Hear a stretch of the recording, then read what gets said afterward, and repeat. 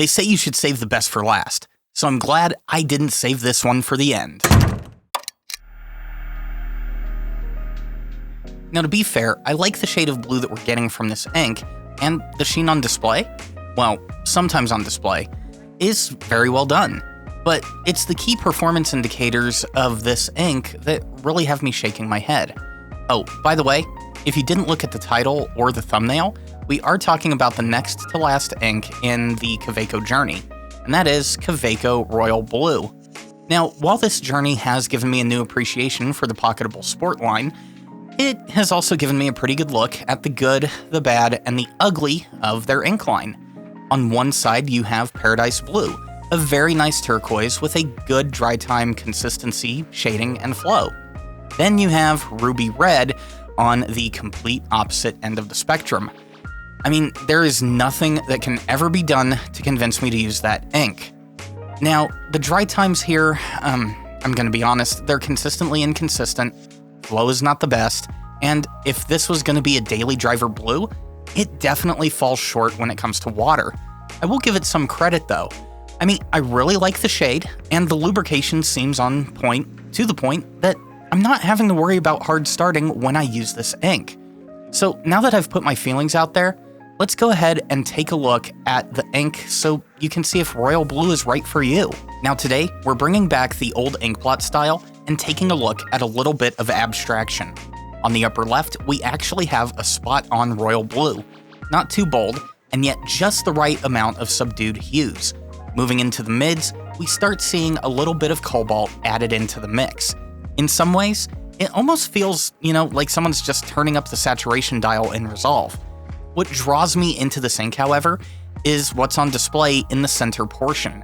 As the ink dials up the saturation, it dives into midnight blue territory and fades into a nice space blue with just a touch of sheen. You'll see a little bit later in the writing sample, but I actually like that from a broad nib, I'm starting at the cobalt and I'm able to work my way into those midnight hues. Compared to other royal blue inks like Konigsblau, I much prefer the shading that's on display here. Next up though is the dry time. Starting with the good, on Rodeo, we're actually looking at a respectable sub 10 second dry time. When we move on over to Tomoe though, I honestly don't know what's going on here. Somehow, this ink is deciding that drying under 30 seconds is just not an option. So for someone like me that uses TR on the daily, that's a non-starter. Moving on over to the water test, it's not bad, but it could be better. Right off the bat, we're getting a good amount of color lift the second water hits the page. So unless this ink has a dark graphite underlayer, this isn't going to end well. And that's exactly what's missing the second water is off the page.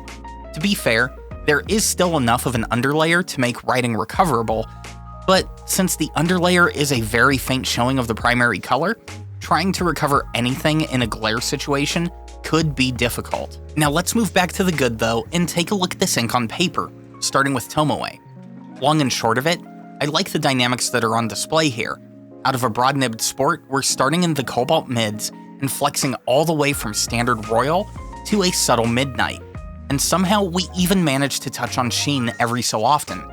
It's a nice surprise, and it's something I like to see out of royal blue inks.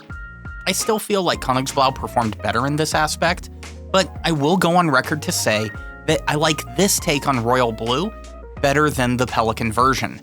As for performance, knowing what we're looking at with dry time, I'm having to be more cognizant of finger placement to avoid smearing.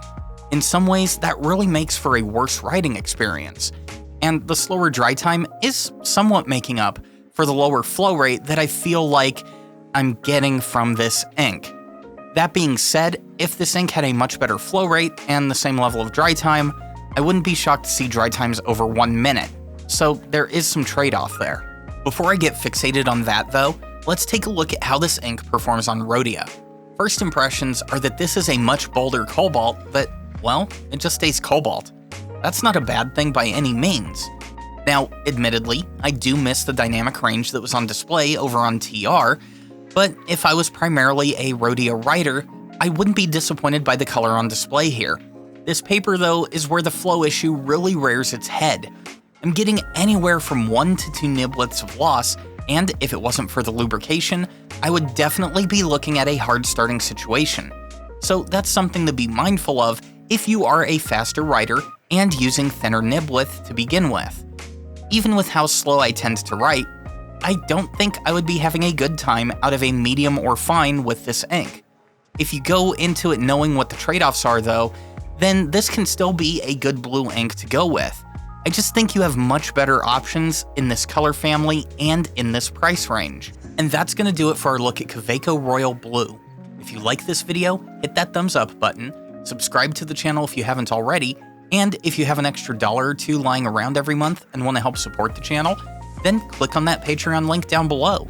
And as always, don't drink the ink.